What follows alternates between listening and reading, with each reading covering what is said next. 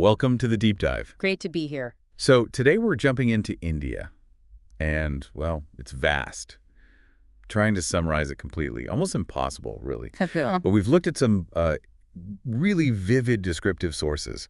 The idea is to pull out the essence, for anyone wanting a quick but solid understanding. Sounds good. So where do we start? What jumps out from those descriptions? Well, the first thing is just the sheer diversity. Yes. The many Indias idea. It really comes across that calling it just one country barely scratches the surface. It feels more like a continent. Exactly. Like a continent packed into one nation. The sources paint these incredible pictures. You've got the towering Himalayas. Right. Completely different world. From, say, the calm Kerala backwaters down south. And then contrast that again with the Rajasthan deserts. Or the green tea gardens in Assam. It's just, wow. That level of difference within one border. And it's not just landscapes, is it? The culture mirrors that variety. Totally. The descriptions really bring that alive. Yeah. You have these deep classical music traditions, Carnatic in the south. Hindustani in the north. Both so rich, but distinct. Yeah, and then the festivals. Diwali, Holi, Eid, Pongal.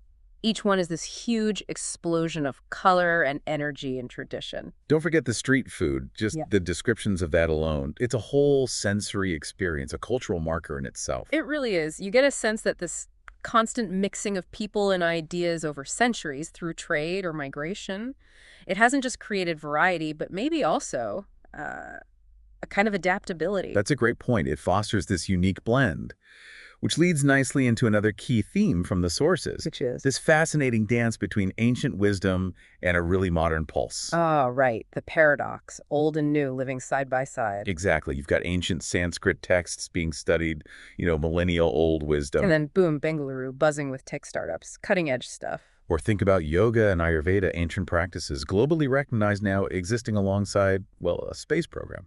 That Mars mission fact is pretty amazing, isn't it? It really is. First Asian country to reach Mars orbit, and on the first try. That says something about the modern drive. It absolutely does. Yeah. But then the sources also give you this image. Like storytellers under a banyan tree in Tamil Nadu. Sharing tales from the Mahabharata. Yeah. So you have this incredibly old tradition happening in the same country that's launching rockets. Yeah. It's that mix. How do they hold both? It's a defining characteristic, that blend. Yeah. And central to it all, of course, are the people. The sources really emphasize the spirit of the people. Yes, the human element. Yeah. What kind of characteristics come through? Well, hospitality is a big one.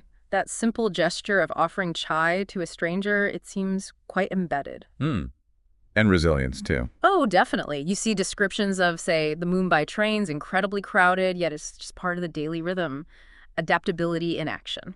Creativity just seems to burst out everywhere. Yeah, from Bollywood's global phenomenon. To classical dance forms that are just breathtakingly intricate.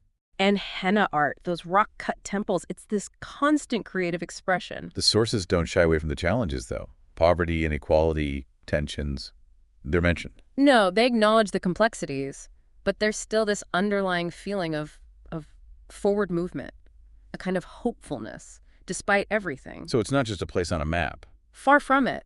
The overall impression is that India is more like, well, a feeling, a rhythm, like a conversation happening between its very deep past and its very fast future. It makes you realize this deep dive is really just scratching the surface. There's so much more.